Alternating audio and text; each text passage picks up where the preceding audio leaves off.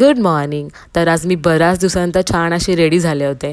ते का पुढे सांगतेस, पण त्याआधी सकाळी उठल्यावर छान अशी देवाची पूजा करून घेतली आणि त्यानंतर घेतली पूजा मांडायला, कारण आज मार्गशीर्षातला दुसरा गुरुवार होता.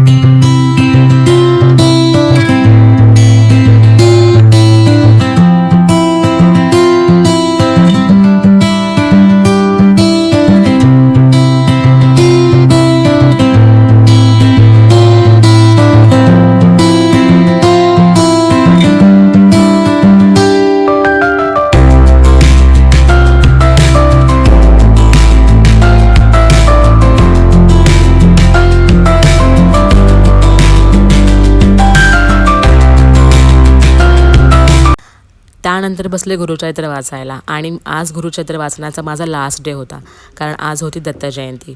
छान अशी पूजा केली, देवाची आरती घेतली आणि आज माझी खूप धावपळ झाली होती, त्यामुळे घेतली खिचडी खायला, कारण आज माझा मार्गशीर्ष आणि दत्त जयंती दोन्ही उपवास होते. त्यानंतर संध्याकाळी छान असे रेडी झाले.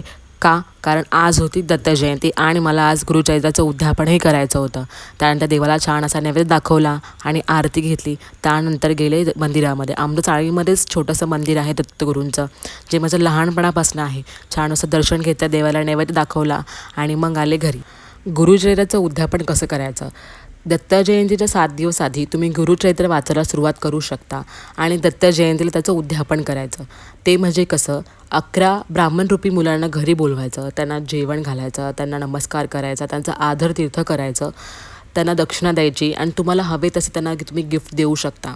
आजचा दिवस खरंच खूप छान होता. थोडा बिझी होता, पण खूप जास्त पॉझिटिव्ह होता. आजच्या दिवसासाठी इतकंच. Thank you for watching. बाय.